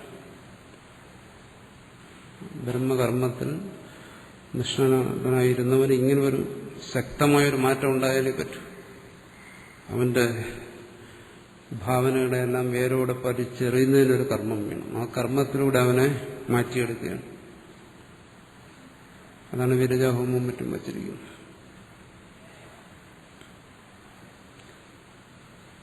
അപ്പൊ അവനവിടെ ബോധത്തോടെ ഇതൊക്കെ ചെയ്യുന്നു. കേവലം സ്മൃതി പറഞ്ഞതുകൊണ്ടോ ഗുരു പറഞ്ഞതുകൊണ്ടോ ഒന്നുമല്ല. അവന് ബോധമുണ്ട്, എന്നതാണ് താൻ ഇതുവരെ പിന്തുടർന്നു വന്ന ജീവിതം, ഇവിടെ വെച്ച് അത് ഉപേക്ഷിക്കണം. അപ്പൊ അവൻ അതുപേക്ഷിക്കുന്നത് ശരീരാത്മബുദ്ധിയാണ്. ആ ശരീരാത്മബുദ്ധി ഉപേക്ഷിക്കുന്നതോടുകൂടി ആ ശരീരാത്മബോധത്തെ പിന്തുടർന്നു വരുന്ന, അജ്ഞാനകാര്യത്തെ പിന്തുടർന്നു വരുന്ന ഋഷി, ദേവത, പിതൃസങ്കല്പങ്ങളെല്ലാം ഉപേക്ഷിക്കുകയാണ്. അവനെ സംബന്ധിച്ച് പിന്നീട് അവൻ ഉപാസിക്കേണ്ടതായിട്ട് ഏകമായ ആത്മാവ് മാത്രം. അതാണ് സന്യാസം. അതിന്റെ ശ്രവണ മനനാദികൾ അവന് തുടരാം. അതിനിതൊരു സൗകര്യമാണ്. മറ്റു കാര്യങ്ങൾക്കൊന്നും പോകണ്ടല്ലോ. അതാണ് യഥാർത്ഥത്തിലുള്ള സന്യാസം. ആ നിയമമനുസരിച്ച് അവിടെ പിന്നെ ആശ്രമവും മഠവും ലോകസേവനവും ഒന്നുമില്ല. അത് പരമാർത്ഥമാണ്. അങ്ങനെ ഒന്നിനും ഭാഷ്യക്കാരെ അംഗീകരിക്കുന്നുമില്ല. ഒരിടത്തും മഠാധിപത്യമോ ഒന്നുമില്ല അവിടെ. കേവലം പരിവ്രജനം, ഭിക്ഷാടനം, ശരീരധാരണത്തിന് വേണ്ടിയുള്ള കാര്യങ്ങൾ മാത്രം. പിന്നെ ആത്മചിന്തനം. അവിടെ അവൻ ആത്മബോധത്തിൽ തന്നെ ശരീരത്തെ ഉപേക്ഷിക്കുന്നു. ഏതരത്തിലായാലും ശരി. അവിടെ ഒരു തരത്തിലുള്ള കർമ്മങ്ങളോ ഉപാസനകളോ ഒന്നും തന്നെ അവന് കർത്തവ്യമായിട്ടില്ല, വിധേയമായിട്ട് അവനില്ല. അതാണ് ഭാഷ്യകാരൻ പറയുന്ന സന്യാസം. ഇന്നും അതൊക്കെ മാറിപ്പോയി. അതിനൊക്കെ സമാധാനം നമ്മൾ മുമ്പ് പറഞ്ഞിട്ടുണ്ട്. എന്നാലും പലർക്കും ഞാനത് വിശദീകരിക്കുന്നത് പലർക്കും സംശയമാണ്. അങ്ങനെ ഒരു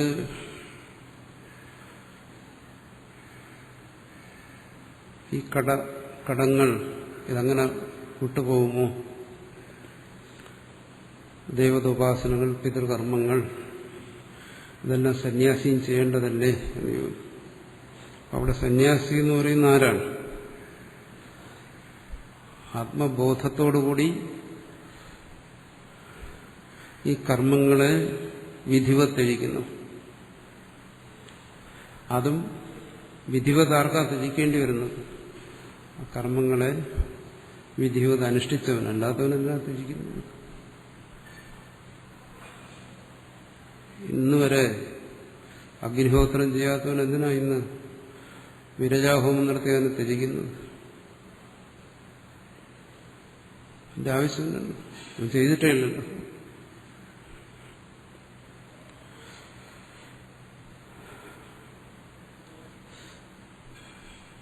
ഇന്നും അതൊക്കെ ഒരു ചടങ്ങ്, എന്താണ്, ഒരാചാരം, കേവലമായ ഒരു ആചാര സംരക്ഷണം എന്നുള്ള നിലയ്ക്ക് പലതും ചെയ്യുന്നുണ്ട്. അത് അസംബന്ധമാണെന്ന് ഞാൻ പറയുന്നില്ല.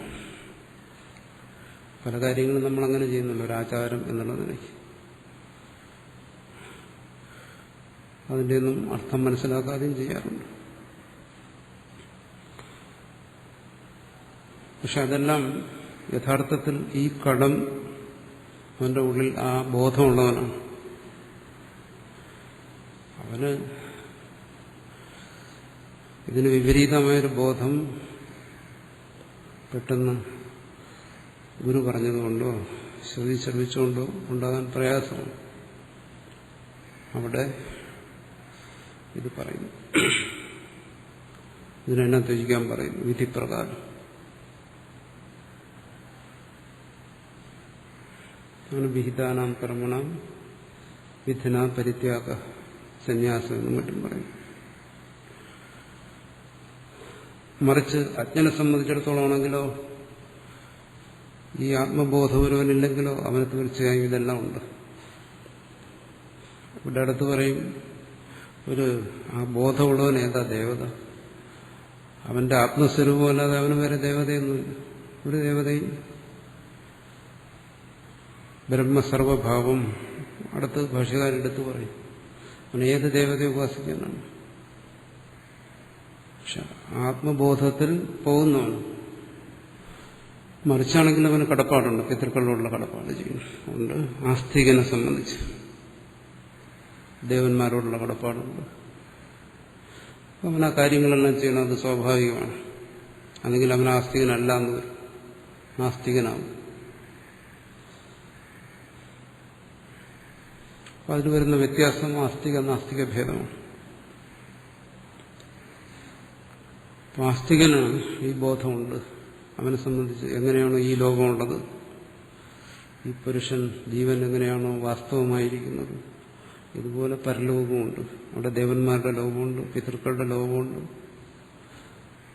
അതുകൊണ്ട് ഇതെല്ലാം കൂടി ചേർക്കണം. അതുകൊണ്ട് എണ്ണബന്ധം പുരുഷം ദർശയതി ശ്രുതി, ആജ്ഞനെ ശ്രുതി ബോധിപ്പിക്കുന്നു. നേരെ പറഞ്ഞല്ലോ, ലോകദൃഷ്ടിയായും ശ്രുതി കാര്യങ്ങൾ പറയും. നീ ആ കടപ്പാടിനെ മറക്കരുത്.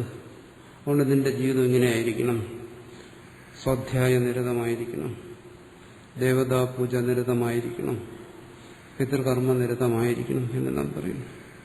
പശു നിദർശനാചാര ശ്രുതി തന്നെ അടുത്ത് പറയുന്നുണ്ട്. പശു ദൃഷ്ടാന്തത്തിലൂടെ അധയോ അയം വാ ആത്മാ സർവേഷാം ഭൂതാനാം ലോകഃ, ഈ ജീവൻ, പുരുഷനോട് പറയുന്നു തൊട്ടടുത്ത് വരുന്ന ഭാഗത്തിൽ, ഇവിടെ തന്നെ ബൃഹദാരണ്യത്തിൽ, ഈ ജീവൻ ദേവന്മാർക്കെന്നല്ല സർവ്വജീവന്മാരുടെയും ഭോഗ്യവസ്തുവാണ്. ഈ ജീവന്, പുരുഷന് സർവരും അവനെ ഭോഗ്യമാണ്. അവൻ പശുവിന് അന്നം കൊടുക്കുന്നു, അപ്പോൾ പശുവിനെ സംബന്ധിച്ച് അവൻ ഭോഗ്യമാണ്. അവനെ ആശ്രയിച്ചല്ലേ പശു കഴിയും. പക്ഷികൾക്ക് അന്നം കൊടുക്കുന്നു, പക്ഷികൾ അവനെ ആശ്രയിക്കുന്നു. അവൻ സസ്യങ്ങളെ, ലതകളെയൊക്കെ പരിപാലിക്കുന്നു, അവൻ ആശ്രയമായിരിക്കുന്നു. അപ്പോൾ അവൻ ഈ ലോകത്ത് എന്തിനെയൊക്കെ പരിപാലിക്കുന്നു അതെല്ലാം അവനെ ആശ്രയിക്കുന്നു. അതിനാൽ അവൻ ഭോഗ്യമാണ്. ആശ്രയിക്കുന്നു എന്ന് പറയുമ്പോൾ അവയ്ക്കെല്ലാം അവൻ ഭോഗ്യമാണ്. അപ്പോൾ അവൻ എങ്ങനെയാണോ ഒരു മനുഷ്യൻ ഒരു പ്രാണിയെ വളർത്തുന്നത്, പശുവോ ആടോ എന്തിനെങ്കിലും, അപ്പോൾ തിരിച്ച് ആ മനുഷ്യൻ ആ പശു ഭോഗ്യമായി തീരും. എന്നുവെച്ചാൽ അതിന്റെ പാല് കറന്നവൻ ഉപയോഗിക്കുന്നു. ചിലപ്പോൾ അവനതിനെ കൊന്ന് അതിന്റെ മാംസം ഭക്ഷിക്കും. തിരിച്ചതുപോലെയും സംഭവിക്കുന്നു. ഇതെല്ലാം ആ മനുഷ്യൻ ആ മൃഗത്തെ ആശ്രയിക്കുന്നുണ്ട്, ആ മൃഗം മനുഷ്യന് ഭോഗ്യമായി. മൃഗങ്ങളും പ്രാണികളും മറ്റ് ജീവികളും മനുഷ്യരും എല്ലാം ഒരു മനുഷ്യനെ ആശ്രയിക്കുന്നു. അതുകൊണ്ട് അവൻ അവയ്ക്കെല്ലാം ഭോഗ്യമായി. തീർച്ചയായും ദേവന്മാർക്കും ഭോഗ്യമാണ്. ഇത്യാദി ലോകശ്രുതേശ്ച. ലോകശ്രുതി എന്ന് വെച്ചാൽ ഭോഗ്യശ്രുതി. ലോകം എന്ന് വെച്ചാൽ ഇവിടെ ഭോഗ്യം എന്നർത്ഥം.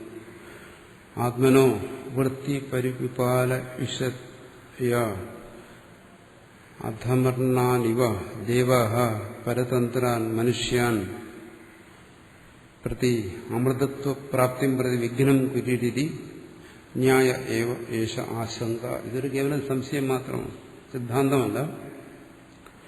ആത്മനോ വൃത്തി പരിപിപാല ഇഷയ. വൃത്തി എന്ന് വെച്ചാൽ ഉപജീവനം. ദേവന്മാർക്ക് അവരുടെ ഉപജീവനം നടക്കണം. അവരവിടെ സ്വർഗത്തിൽ പോയിരിക്കുന്നത് സുഖത്തിന് വേണ്ടിയിട്ടാണ്. അവന് അസുഖം കിട്ടുന്നതിന് ഇവിടെ ഇരിക്കുന്ന മനുഷ്യനും ഒരു നിമിത്തമാണ്. അവന്റെ ഭോഗ്യ വസ്തുക്കളെയൊക്കെ ഇവിടെ ഇരിക്കുന്ന മനുഷ്യനാണ് അവിടെ എത്തിക്കുന്നു. എങ്ങനെ? ഇവിടെ ഹവിസിന് അഗ്നിയിൽ അർപ്പിക്കുമ്പോൾ അവനവിടെ സുഖം കിട്ടുന്നു എന്നാണ് വേദം പറയുന്നത്. ഇവിടുത്തെ മനുഷ്യൻ അവന്റെ കർമ്മങ്ങളൊക്കെയാണ് അവന്റെ ഉപജീവന മാർഗം ദേവന്റെ. അപ്പൊ ദേവന്മാരുടെ കഥ എത്ര കഷ്ടമാണ്. വൃത്തി പരിപാലയിഷ. അവനെന്നും ആഗ്രഹിക്കുന്നത് ഇങ്ങനെ തന്നെ നിലനിൽക്കണം. മനുഷ്യൻ കർമ്മം ചെയ്തില്ലെങ്കിൽ അവന് സന്തോഷമില്ല, അവന് സ്വർഗവുമില്ല. അതുകൊണ്ട് അതല്ലേ ഇവിടെ മനുഷ്യൻ കർമ്മം ചെയ്യുമ്പോൾ അവിടെ ദേവന്മാർ സന്തോഷിക്കുന്നു എന്ന് പറയുന്നു. കർമ്മം ചെയ്തില്ലെങ്കിൽ സന്തോഷം വരും, ആനന്ദിക്കുന്നു.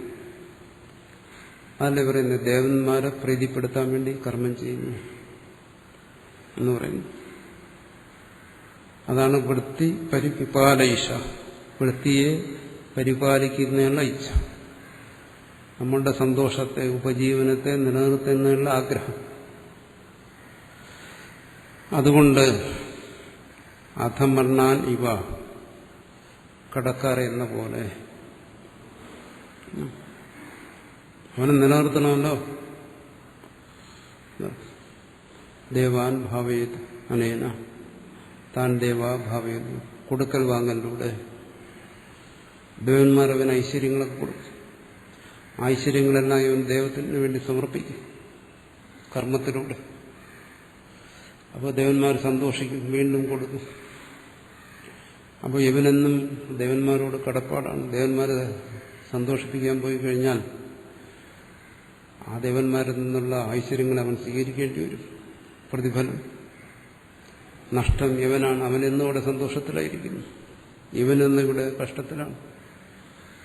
ഇവനെന്നും കടക്കാരനായിട്ട് തന്നെ ഇരിക്കും. ദേവാഹ, ഫലത്തിലെന്താണ്? പരതന്ത്രാൻ മനുഷ്യൻ. ഈ മനുഷ്യനെന്നും പരതന്ത്രനായിരിക്കുന്നു, അസ്വതന്ത്രനായിരിക്കുന്നു. ഇവന്റെ ബുദ്ധി ഇങ്ങനെ ആയിപ്പോയി. ആ ദേഹാത്മ ബുദ്ധി കൊണ്ടാണ് ഇതൊക്കെ ചെയ്യുന്നത്. അതുകൊണ്ടാണ് അവൻ ഈ കർമ്മത്തിന്റെ കെട്ടുപാടുകളിൽ ഇങ്ങനെ കുരുങ്ങിക്കിടക്കുന്നു.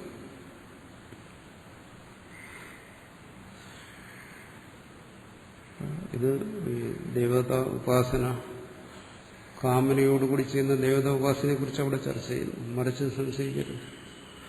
പല ആധ്യാത്മിക സാധനയിൽ തന്നെ ദേവത ഉപാസനകളെ കുറിച്ച് പറയുന്നുണ്ടല്ലോ. ആത്മമുക്തിക്ക് വേണ്ടി ദേവതയെ ആശ്രയിക്കും. അക്കാര്യമല്ല ഇവിടെ ചർച്ച ചെയ്യുന്നത്. അത് അവസാനം പറയും. ഇവിടെ പറയുന്നത് കാമികളായ മനുഷ്യർ, സ്വയം അധമണ്ണന്മാരായിരിക്കുന്ന മനുഷ്യർ,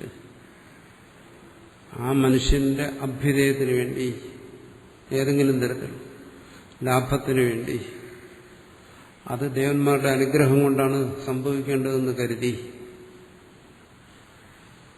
പറയുന്നില്ലേ, ആയുരാരോഗ്യ സൗഖ്യത്തിന് വേണ്ടി എന്ന് പറയും. അതിനുവേണ്ടി ദേവന്മാരെ ഉപാസിക്കുന്നവരെ കുറിച്ച് അവിടെ പറയുന്നു. അവരധമർണനാണ്. മോക്ഷത്തിന് വേണ്ടിയല്ല, നിശ്രേയസ്, അതിനു വേണ്ടിയിട്ടല്ല, അഭ്യുദയത്തിന് വേണ്ടി. അജ്ഞനാണ്. അവിടെ സൗഖ്യം എന്ന് പറയുന്നത് മോക്ഷമാണെങ്കിൽ അഭിപ്രായ വ്യത്യാസം. അല്ല, സൗഖ്യം എന്ന് പറയുന്നത് ഭൗതികമായ സുഖമാണെങ്കിൽ, അല്ലെങ്കിൽ ഐഹികമായ സുഖമാണ്, പാരത്രികമായ സുഖമാണെങ്കിൽ അത് അബദ്ധമാണ്, വിജ്ഞാനമാണ്. അവിടെ അവൻ പരതന്ത്രനായി പോകുന്നു. ദേവന്മാർക്ക് അവൻ ഇർണിയായിരിക്കുന്നു. മനുഷ്യൻ പ്രതി. അതുകൊണ്ട് എന്ത് ചെയ്യുന്നു? ദേവൻ അവിടെ കഷ്ടപ്പെട്ട് ഈ കർമ്മങ്ങളൊക്കെ ചെയ്ത് അവിടെ പോയി സൂഹിക്കാൻ വേണ്ടിയിട്ടാണ്. അവന് തന്റെ കർമ്മം തീരുന്നതുവരെ അവിടെ സുഖിച്ചു തന്നെയിരിക്കും. അപ്പോൾ സ്വാഭാവികമായും അമൃതത്വപ്രാപ്തിയും പ്രതി വിഘ്നം കുറിയൂ. മോക്ഷപ്രാപ്തിക്ക് അവൻ വിഘ്നത്തെ ഉണ്ടാക്കാൻ ശ്രമിക്കും.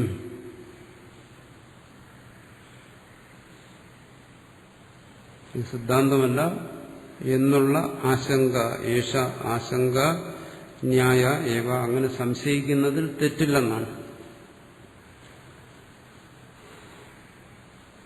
ദേവന്മാരെ അനുഗ്രഹിക്കുന്നതും ദേവന്മാരെ വിഘ്നത്തെ ഉണ്ടാക്കുന്നതെല്ലാം ഈ അജ്ഞന്മാരെയാണ് എന്നാണ് സിദ്ധാന്തം.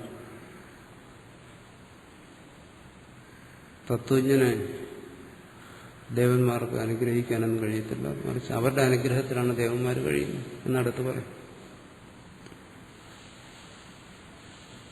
ഭാഷ്യകാരൻ പറയും ഈശ്വരൻ പോലും അവൻ ഈശ്വരനല്ല, പിന്നീട് ദേവന്മാർ എടുത്തു പറയും. ആ സർവാത്മഭാവത്തിൽ എന്തുകൊണ്ടല്ല, അതൊരു അഹന്തയ നിഷേധമല്ല, അവൻ തന്നെയാണ് ദേവസ്വരൂപനായിരിക്കുന്നത്, അവൻ തന്നെയാണ് ഈശ്വരസ്വരൂപനായിരിക്കുന്നത്. ധിക്കാരം പറയുന്നതല്ല. അവനിൽ ആ ഭേദമില്ല. അവനിൽ എവിടെയാ ഒരു ഈശ്വരൻ? ആ സർവാത്മഭാവത്തെ അവൻ പ്രാപിച്ചിരിക്കുന്നു. അപ്പോൾ അജ്ഞനെ സംബന്ധിച്ച് അനുഗ്രഹവും നിഗ്രഹവും ഒക്കെ ദേവന്മാരിൽ നിന്നുണ്ടാവാം. അത് അജ്ഞനായിരിക്കുന്നിടത്തോളം കാലം അതുണ്ടായിക്കൊണ്ടിരിക്കും. ദേവന്മാരെ പ്രസാദിപ്പിച്ച് അനുഗ്രഹം നേടിയാൽ അവൻ കടക്കാരനായിരിക്കും, അത്രയാണ്. കാരണം അനുഗ്രഹത്തിന് അവൻ പലിശ കൊടുക്കേണ്ടി വരും. അപ്പൊ കടക്കാരനായില്ലേ, ഋണിയായില്ലേ, കൊടുക്കൽ വാങ്ങൽ നടക്കും. നമ്മൾ ഇതിവിടെ പറയുന്നത് ഈ ഇടപാട് അവസാനിപ്പിക്കണം, ആത്മബോധത്തിലൂടെ ഈ കടത്തിൽ നിന്ന് മുക്തരാകണം. അതാണ് ഇവിടെ പറയുന്നത്. അതുകൊണ്ട് ആത്മബോധത്തിൽ പറയുന്നു ദേവന്മാർക്കൊന്നും യാതൊരു സ്വാധീനവും അവനില്ല. അന്തർമുഖമായി ആത്മബോധത്തിനു വേണ്ടി ശ്രമിക്കുന്നവന്, ശ്രവണാദികൾ അനുഷ്ഠിക്കുന്നവന് ആത്മബോധത്തിന് ഒരു തടസ്സവും സൃഷ്ടിക്കാൻ ദേവന്മാർക്ക് കഴിയില്ല എന്നാണ് സിദ്ധാന്തം.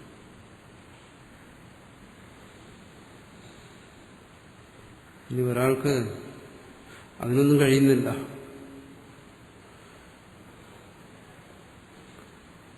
ശ്രവണാദികൾക്കൊന്നും കഴിയുന്നില്ല, അവന് ആത്മബോധം ഉണ്ടാകുന്നില്ല, അവന് ദേവതകളെ ഉപാസിക്കാം. അതും ഇവിടെ പറയുന്നത് പോലെ കാമനയോടുകൂടിയല്ല, നിഷ്കാമമായി ഉപാസിക്കുന്നത്. അത് വേറൊരു ഭാഗമാണ്, അതിവിടെ ചർച്ച ചെയ്യുന്നില്ല. അത് അവസാനം രണ്ടും കൂടെ കൂട്ടിക്കുഴച്ചു കളയായിരിക്കും.